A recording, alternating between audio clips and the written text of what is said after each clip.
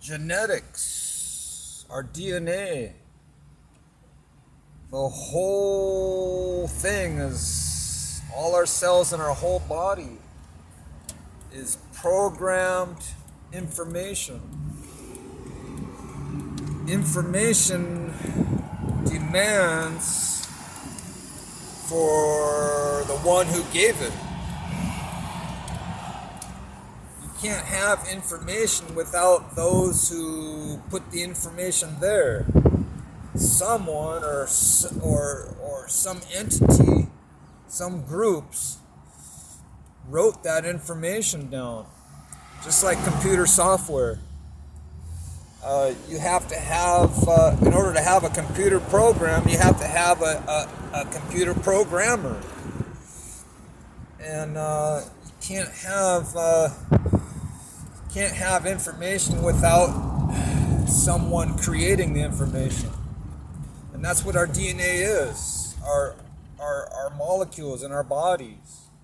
It's all information, very complex information, organized information.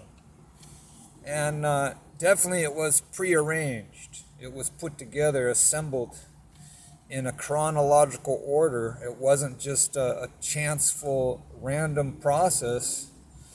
It was deliberate, a deliberate act to program and construct our whole human genome. The whole DNA strand is a bunch of rules and commands and directives and operatives that didn't just assemble by itself or come together randomly or accidentally. It was put there masterfully by a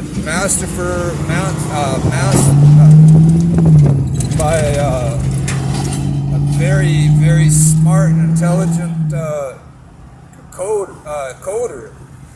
You know, someone wrote the code. Someone, created the architecture. Someone drew up the plans, the prints. Yeah, someone drew out the maps. And they brought the parts into existence. You know, all the parts, the elements, the individual components. And then they drew a plan on how to put it together. And they did put it together.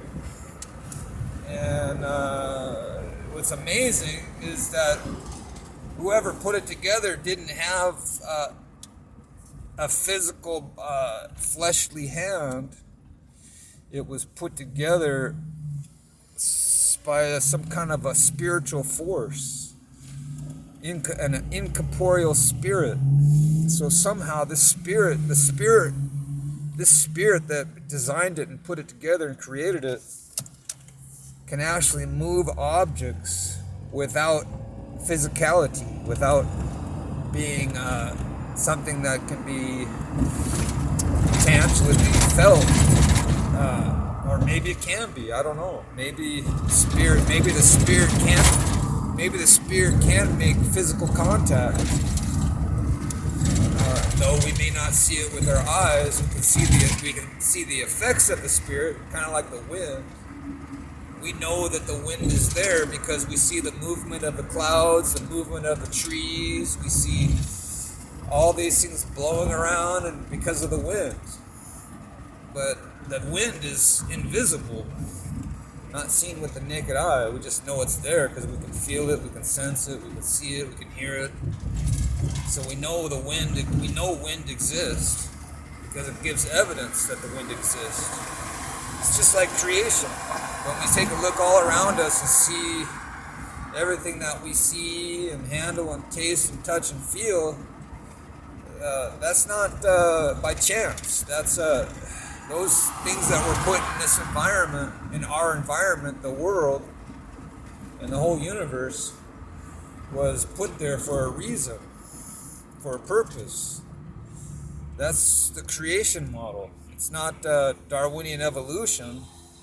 It just so happened that there was, that it all came together by itself without any direction or any guidance or any forethought. It just kind of all these parts, complex parts, just assembled itself and turned into a complicated machine. We know by instinct that's not true. We know instinctually that can't happen.